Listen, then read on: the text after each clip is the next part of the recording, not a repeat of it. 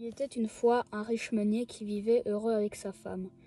Mais leur fortune commençait à diminuer. Le meunier était fort affligé, et quand il se couchait le soir, il ne trouvait plus de repos. Un matin, comme il passait près de l'écluse de son moulin, il entendit du bruit dans l'étang. Il se retourna et aperçut une belle femme qui s'élevait lentement du milieu de l'eau. Ses longs cheveux couvraient son corps. Il vit que c'était l'Ondine de l'étang, et effrayé, il ne savait pas s'il devait rester ou s'enfuir. L'Ondine fit entendre sa douce voix et lui demanda pourquoi il était si triste. L'entendant parler ainsi, le meunier prit courage et lui raconta les raisons de ses tourments. « Sois tranquille, je te rendrai plus riche et plus heureux que tu ne l'as jamais été. Seulement, il faut que tu me promettes de me donner ce qui vient de naître dans ta maison. » « C'est sans doute un jeune chien ou un jeune chat, » se dit le meunier, et il promit ce qu'elle demandait. De retour à son moulin, la servante lui annonça que sa femme venait de lui donner un garçon. Le meunier demeura comme frappé du tonnerre. Il comprit que la malicieuse Ondine l'avait trompé. La tête basse, il s'approcha du lit de sa femme et raconta la promesse qu'il avait faite à l'Ondine. Ils décidèrent de protéger leur fils et de ne pas lui donner. Bientôt, le meunier se trouva plus riche que jamais.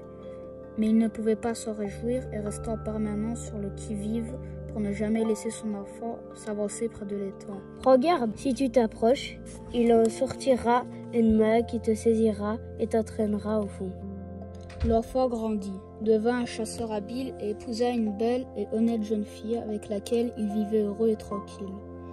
Un jour, ce jeune chasseur abattit un chevreuil, puis vint laver à l'étang, ses mains tachées de sang, ne songeant plus à la malédiction dont parlait son père. À peine eut-il plongé les mains dans l'eau que l'Ondine sortit de l'étang, l'enlaça et l'entraîna au fond. Quand le soir fut venu et que le chasseur ne rentrait pas chez lui, sa femme entra dans une grande inquiétude. Comme elle connaissait l'histoire de l'Ondine, elle eut le soupçon de ce qui était arrivé. Elle courut à l'étang et quand elle vit la gibecière de son mari près du bord, elle ne put plus se douter de son malheur.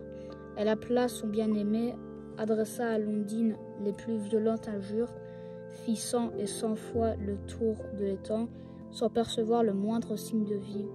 D'épuisement, elle finit par s'affaisser sur la terre et tomba dans un profond sommeil. Bientôt, elle eut un rêve qui l'invitait à gravir la montagne jusqu'à ce qu'une cabane dans laquelle était assise une vieille dame. À son réveil, elle se décida à faire ce que lui conseillait son rêve. Elle grimpa péniblement la montagne voisine et trouva la cabane et la dame vue en songe. « Sans doute, tout a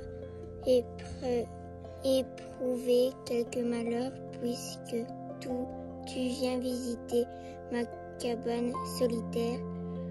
Console-toi, je t'attendais et je viendrai à ton secours.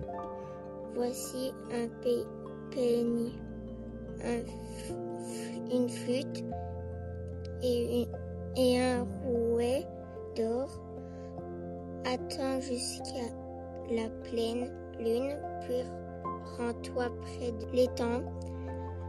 Assieds-toi sur le bord et passe ce peigne sur tes cheveux, puis dépose-le. Ensuite, joue de cette flûte et pose-la au bord de l'eau.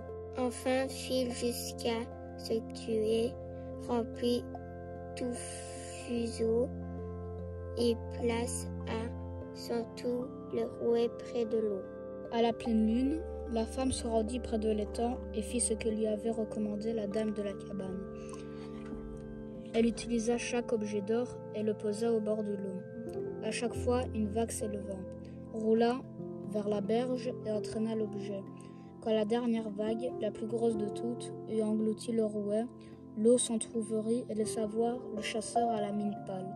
Sa femme attrapa ses deux mains tendues, l'aida à extraire des flots et ils s'enfuirent tous deux. Hors de tout danger, ils se jetèrent dans les bras l'un de l'autre, s'embrassèrent et regagnèrent enfin leur logis où ils vécurent à nouveau heureux et tranquilles.